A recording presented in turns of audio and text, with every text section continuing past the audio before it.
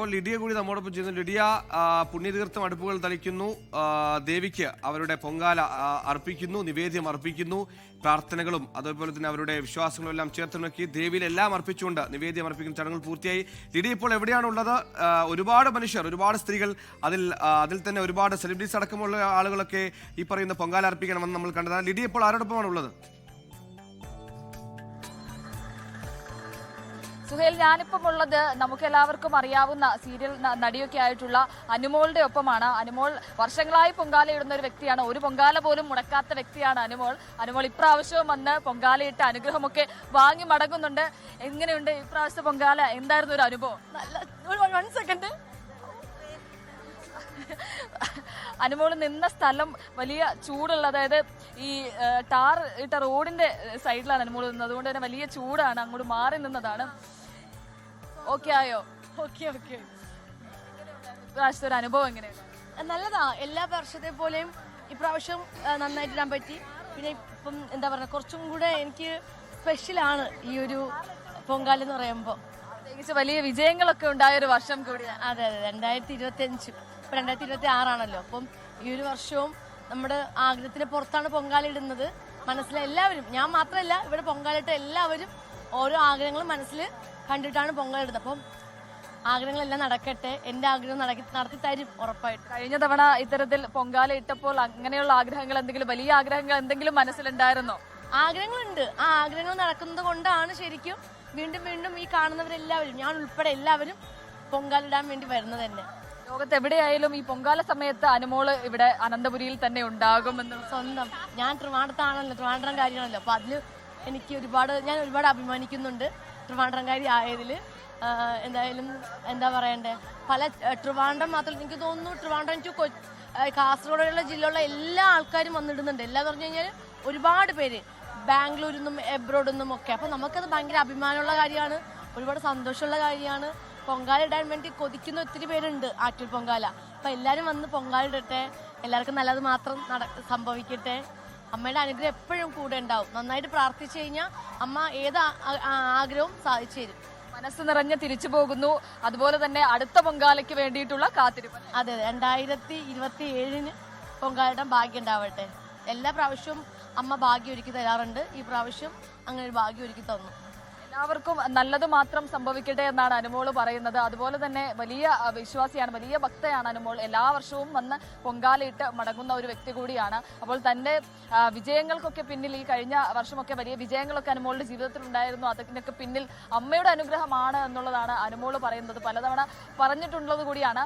അനുമോള് മാത്രമല്ല, ഭക്ത ലക്ഷങ്ങൾ ഇങ്ങോട്ടേക്ക് എത്തുന്നത് ആ ഒരു വിശ്വാസത്തിന്റെ പുറത്ത് തന്നെയാണ്. പ്രത്യേകിച്ച് നിരവധി ലോകത്തിന്റെ വിവിധ ഭാഗങ്ങളിൽ നിന്നുള്ള നിരവധി ആളുകൾ ഇങ്ങോട്ടേക്ക് എത്തുന്നത് നമ്മൾ ആഗ്രഹിക്കുന്ന കാര്യം സാധിച്ചു തരാൻ ശക്തിയുള്ള അമ്മയാണ് എന്ന് വിശ്വസിച്ചിട്ട് തന്നെയാണ്. ആ ഒരു വിശ്വാസത്തിന്റെ പുറത്ത് ആളുകൾ ഇങ്ങോട്ടേക്ക് എത്തുന്നു. വലിയ ഐതിഹ്യങ്ങളുണ്ട്, വലിയ സംസ്കാരമുണ്ട് ഇതിന്റെ പിന്നിൽ. വലിയ അത്തരത്തിലുള്ള ഐതിഹ്യങ്ങളിലൊക്കെ വിശ്വസിച്ച് ആണ് ആളുകൾ ഇങ്ങോട്ടേക്ക് എത്തുന്നത് എന്നുള്ളതാണ്.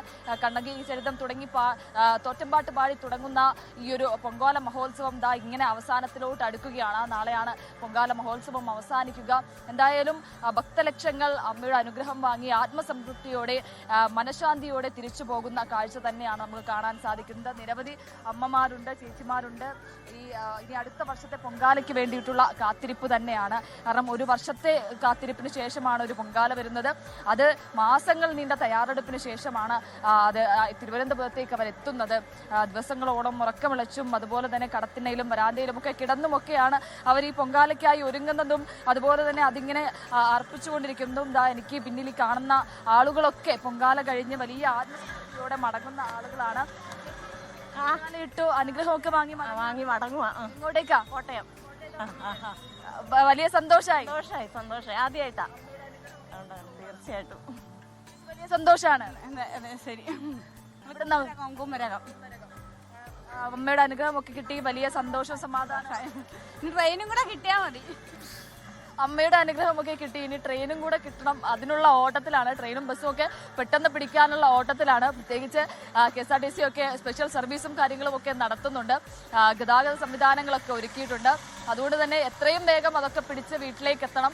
പക്ഷേ അതിനേക്കാൾ എല്ലാം ഉപരി ഇവിടെ നിന്ന് ലഭിക്കുന്ന മനസമാധാനമാണ്, ആത്മസംതൃപ്തി തന്നെയാണ്. അത് പറയാതിരിക്കാൻ വയ്യ എന്നുള്ളതാണ്.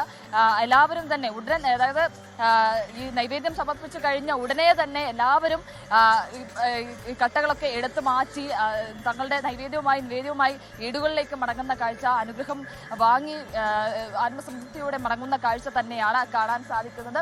നിരവധി ആളുകൾ എനിക്ക് പിന്നിൽ കാണുന്ന ആളുകളൊക്കെ അത്തരത്തിൽ ട്രെയിനും ബസ്സും പിടിക്കാനുള്ള ഓട്ടത്തിൽ തന്നെയാണ്. ആ ഒരു കാഴ്ച തന്നെയാണ് ഏറ്റവും അവസാനത്തെ ഈ പൊങ്കാല മഹോത്സവത്തിന്റെ ഏറ്റവും അവസാനത്തെ ഒരു കാഴ്ച. നമ്മളെ ഏറ്റവും അധികം സന്തോഷിപ്പിക്കുന്ന ഒരു കാഴ്ച തന്നെയാണ്. പ്രത്യേകിച്ച് ഈ ഒരു സമയത്ത് ഈ ഒരു ദിവസം നീണ്ട ഒരു പൊങ്കാല, ഉറക്കം വിളിച്ചുള്ള പൊങ്കാല, അത് കഴിഞ്ഞ് ആളുകൾ ഇങ്ങനെ മനസമാധാനത്തോടെ തിരുവനന്തപുരം വരെയുള്ള വിശ്വാസികളായ സ്ത്രീകളുടെ ഒരു പരിച്ഛേദം കൂടിയാണ് ആറ്റുകാലിൽ കാണുന്നത്. അമ്മയിൽ എല്ലാം അർപ്പിച്ച്, അവരുടെ ആഗ്രഹങ്ങൾ അർപ്പിച്ച്, അവരുടെ പ്രാർത്ഥനകൾ അർപ്പിച്ച്, അവർക്ക് പറയാനുള്ളതെല്ലാം പറഞ്ഞ് ഇനിയൊരു സമാധാനത്തോടെ വീട്ടിലേക്ക് മടങ്ങാം എന്നൊരു തോന്നലുണ്ടാക്കി. എല്ലാം അമ്മയിൽ അർപ്പിച്ചിട്ടുണ്ട്, ഇനി പേടിക്കേണ്ട എന്ന ഒരു വല്ലാത്തൊരു ധൈര്യത്തിൽ അവിടെ നിന്ന് സ്ത്രീകൾ മടങ്ങുകയാണ്. വിശ്വാസികളായ ഓരോരുത്തരും മടങ്ങുകയാണ്. ഇനി അങ്ങോട്ട് തിരക്ക് പിടിച്ചൊരു സമയമായിരിക്കും തലസ്ഥാന നഗരത്തോളം സംബന്ധിച്ച്. കാരണം ഇത്രയും ലക്ഷക്കണക്കിന് മനുഷ്യർ വന്നതാണ് പലയിടങ്ങളിൽ നിന്ന്. കാസർഗോഡ് തൊട്ട് തിരുവനന്തപുരം വരെയുള്ള എല്ലായിടത്തും മനുഷ്യരുണ്ട്. അവർക്കൊക്കെ തിരികെ പോകാനുള്ള യാത്രാ ക്രമീകരണങ്ങളും അതുപോലെ തന്നെ സർക്കാർ ഒരുക്കിയിട്ടുണ്ട്. നമ്മൾ ഭക്തിസാന്ദ്രമായി കണ്ട തലസ്ഥാനത്തിന്റെ തിരുവീതികൾ വളരെ വേഗത്തിൽ തന്നെ പഴയ പടിയിലേക്ക്, ഈ പറയുന്നത് പോലെ തന്നെ അവിടെയുള്ള അടുപ്പുകളൊക്കെ മാറ്റി പഴയ പടിയിലേക്ക് തന്നെ വളരെ വേഗത്തിൽ കൂടി നീങ്ങും. അങ്ങനെ ആ ഒരു കാഴ്ചകൾ, സുന്ദരമായ കാഴ്ചകൾ, പെട്ടെന്ന് തന്നെ തിരികെ പോകുന്നൊരു മെക്കാനിസം ഒക്കെ നമ്മൾ നേരത്തെ കണ്ട. ലോകത്തെവിടെയായാലും ഏത് സമയത്തും 24 വാർത്തകളും ഓഗ്മെന്റഡ് റിയാലിറ്റി പാക്കേജുകളും എക്സ്പ്ലെയിനറുകളും വിശദമായി കാണാൻ ഞങ്ങളുടെ യൂട്യൂബ് ചാനൽ നിങ്ങൾക്ക് സബ്സ്ക്രൈബ് ചെയ്യാം.